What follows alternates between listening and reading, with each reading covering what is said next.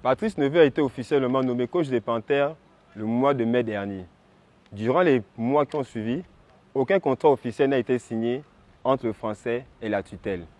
Aujourd'hui, au ministère des Sports, le ministre des Sports, le président de la Fédération gabonaise de football et les dirigeants de l'Office national du développement du sport et de la culture se retrouveront autour d'une même table afin de finaliser le dit contrat. Nous avons procédé à la sélection de l'entraîneur par rapport à l'appel à candidature. Nous avons pris du temps pour pouvoir signer ce contrat et c'était de bonne guerre puisque nous ne retomberons pas sur les erreurs du passé. Et les erreurs du passé ne sont pas forcément imputables à la Fédération gabonaise de football. Chacun, suivant ses responsabilités, a eu une part justement de responsabilité par rapport aux échecs passés. Nous espérons, Monsieur le ministre, que le gouvernement que vous représentez, la fédération organe technique que nous sommes et la direction générale de l'office, chacun, en ce qui le concerne, jouera sa partition. Vous avez insisté sur ce que la fédération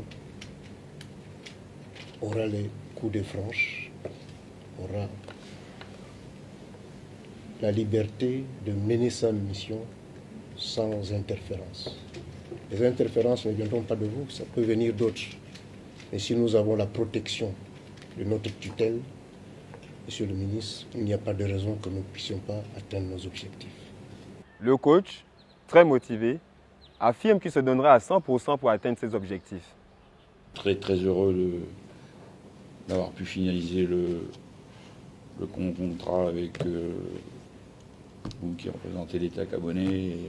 Je maîtrise, je dirais, je sais ô combien mon engagement est important pour le peuple gabonais. J'en mesure aisément les attentes, connaissant, je dirais, le potentiel et les demandes logiques, je dirais, des supporters et du peuple d'avoir des résultats positifs et d'aller à cette CAN en 2021 qui me paraît un objectif essentiel.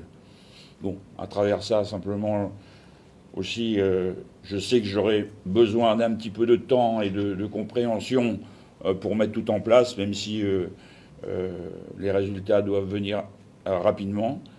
Personnellement, je m'engage en tout cas avec honneur, détermination et une grande motivation pour mener avec une grande honnêteté, une grande intégrité, je dirais, cette belle mission que vous m'avez confiée. Merci à vous. Le directeur général de l'Office national du développement du sport et de la culture a tenu à rappeler aux nouveaux sélectionneurs que le public gabonais est un public très exigeant. Monsieur le sélectionneur, je vous dirais bienvenue au Gabon. Merci. Bienvenue car vous arrivez dans un pays où vous êtes sélection nationale, mais où il y a 1 600 000 sélectionneurs. Donc votre tâche sera très ardue. Voilà, nous sommes arrivés au terme de cette cérémonie de signature du contrat du sélectionneur national. Je voudrais aussi dire quelque chose d'important. Le président de la République, son Excellence Ali Bongo Ondimba, nous a dit lors de son discours du 8 août dernier que nous devons aller plus loin, plus vite, plus fort. Et c'est vrai que j'ai trouvé une situation du football gabonais chaotique. C'est vrai que, comme l'a si bien dit le président de la FEGAFOOT, que nous sommes une nation respectée, mais de par les potentialités de nos joueurs, pas de nos résultats, de par les potentialités de nos joueurs, nous devons maintenant transformer ces potentialités en résultats. Et ça va être le but de ce management sportif de haut niveau qu'avec le sélectionneur, le président de la FEGAFOOT et le directeur général de l'Office, nous allons mettre en place. Et bien sûr, toute l'équipe technique du ministère des Sports.